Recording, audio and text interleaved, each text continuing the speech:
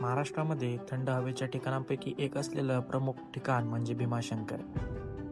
त्याचबरोबर प्रमुख ज्योतिर्लिंगांपैकी एक ज्योतिर्लिंग या ठिकाणी असल्यामुळे भाविकांची आणि पर्यटकांची या ठिकाणी फार गर्दी असते. आता आपण बोरगिरीजवळ असलेल्या या गावापासून ते भीमाशंकरातील गुप्त भीमाशंकर या ठिकाणापर्यंत ट्रेक करणार आहोत. साधारणपणे 8 ते 9 किलोमीटरचा हा ट्रेक आहे आणि ह्या ट्रेकमध्ये आपल्याला खूप सारे धबधबे, ओढे आणि निसर्गाचं एक अजान आणि अनोखं रूप पाहायला मिळतं. त्याचबरोबर या ठिकाणी येण्यासाठी जर तुम्ही मान्सूनमध्ये येणार असाल तर आपल्याला रेनकोट, छत्री व लागणारं सर्व साहित्य व्यवस्थित आणावं लागतं.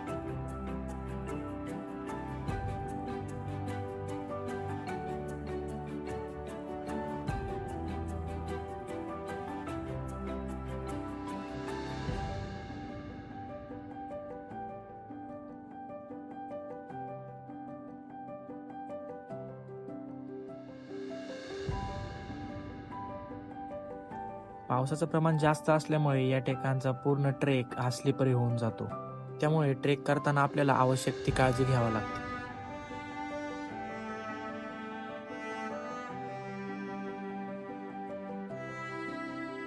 या ठिकाणी असणारे प्युअर ऑक्सिजन आणि असणारं वातावरण खूपच छान आहे आणि ह्यामध्ये आम्हाला ट्रेक करायला फारच छान वाटत आहे.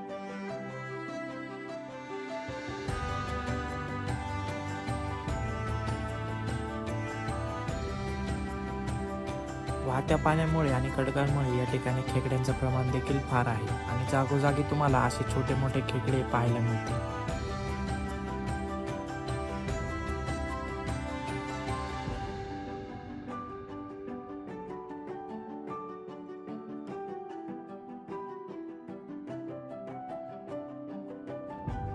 पावला पावलावरती तुम्हाला छोटे मोठे धबधबे आणि निसर्गाचा असं अनोखं रूप पाहायला मिळेल, जे की पाहण्यासाठी खूप सुंदर आहे.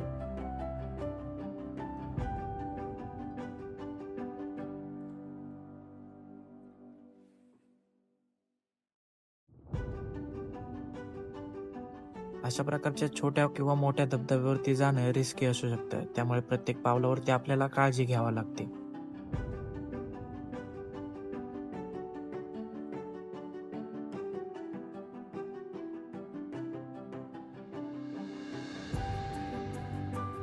या ठिकाणी सतत असलेल्या पावसामुळे या ठिकाणचे ओढे फार ओसंडून वाहत आहेत.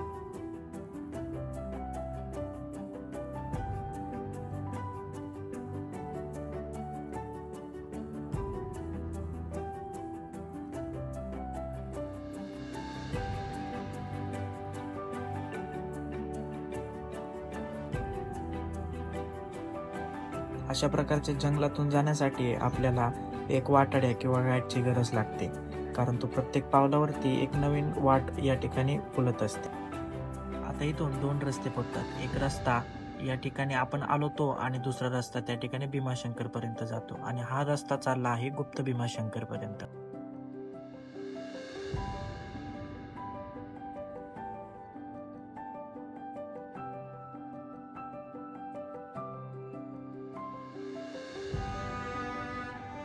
खालील पाण्याचा प्रवाह खूप प्रचंड असल्यामुळे आवाज इथपर्यंत स्पष्ट ऐकू येत आहे.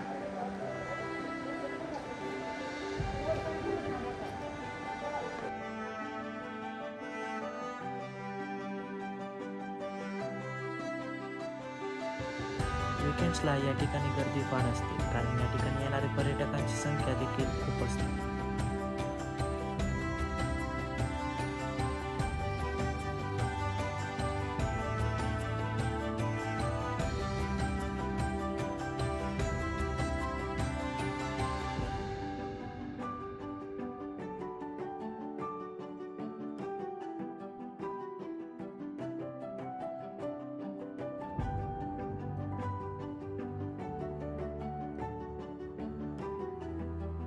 इथेच खाली आपल्याला एक शिवलिंग पाहायला मिळते आणि ह्यालाच गुप्त भीमाशंकर असं म्हणलं जातं.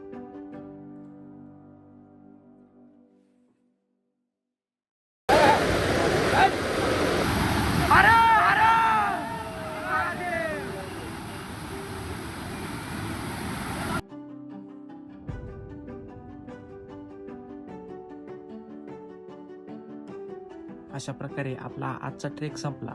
या ट्रेकमध्ये आपल्याला खूप काही पाहायला मिळालं. निसर्गाचं असं एक अनोखं रूप आणि दिवसा 2 वाजता देखील या ठिकाणी इतकं सुंदर असं निसर्गरम्य वातावरण असेल असं मला वाटलं नव्हतं. या ठिकाणी भेट देणं खरंच खूप चांगलं असेल आणि या ठिकाणी फिरायला एकदा तरी नक्की या. धन्यवाद.